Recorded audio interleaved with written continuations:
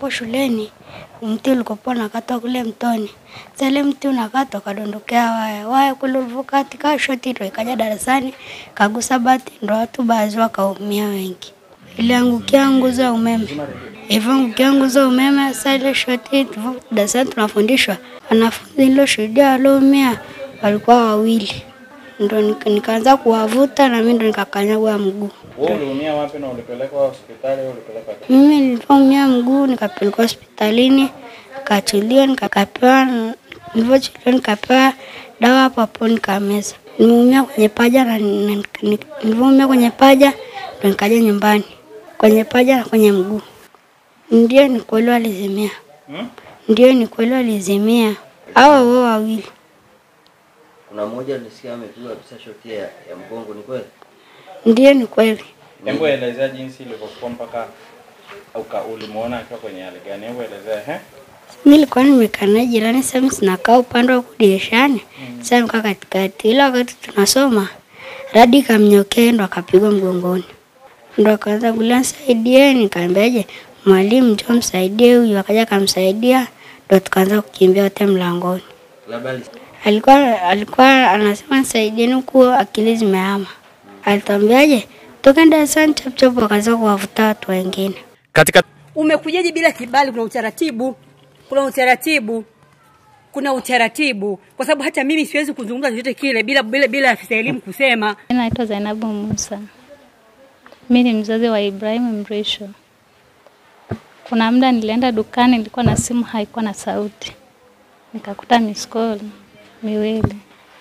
Baada ya kukuta miskoli miwili nikachukua ile simu nikapiga. Kupiga mwalimu akapokea simu. Alivyopokea simu akasema njoo shuleni mara moja.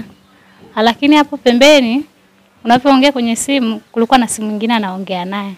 Nasikia anamwambia mzazi mwingine njoo shuleni mara moja. Kuna jirani yangu ndiye akaniita, sasa sikuelewa kwamba mazingira pale maana watu walivyokuwa wamekusanyana upande wa pili. Ndio akaniita akaniambia njoo, nikaenda. Kamkuta mtoto yuko darasani karibu na ofisi ya walimu. Kumkuta mtoto pale.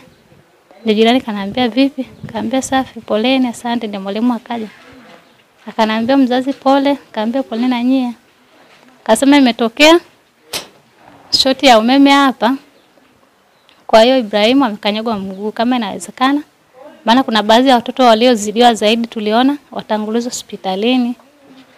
Wakametangulizwa, nikamwambia sasa hii imekuwaje, mbona mmemwacha nyuma? Akasema huyu tulimwona hakuwa na shida sana. Kwa hiyo baada ya hapo na mimi nikachukua usafiri nikampeleka Kaloleni. Kaloleni pale tumefika, tumepokelewa na mwalimu aliyotanguliza wale wengine. Akasema twendeni kwa daktari, tumeingia kwa daktari akamcheki mguu. Shida sio nguzo. Shida ni aliyekuwa anasema anakata mti.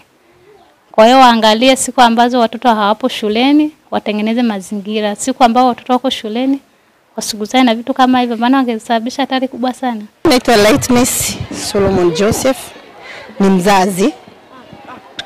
Kuna taharuki imetokea hapa shuleni katikati ya shule ya msingi Sekei na Naurei.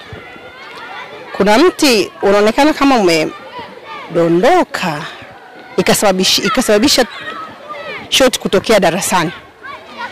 Katika shule ya msingi Naurei wanafunzi walioathirika zaidi ni wanafunzi wa darasa la 5.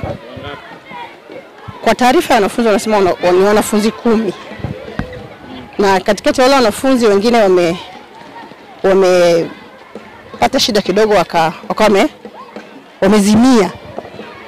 Katikati wale wanafunzi mmoja akawa amepata shida zaidi akapelekwa hospitali. Kwa hiyo mpaka sasa hivi hatujui nini kinachoendelea. Baada ya kutokea tatizo hilo, baada ya muda kama saa 5 hivi wanafunzi wote wa Naurei waliruhusiwa kutoka na kuruhusiwa kwenda nyumbani.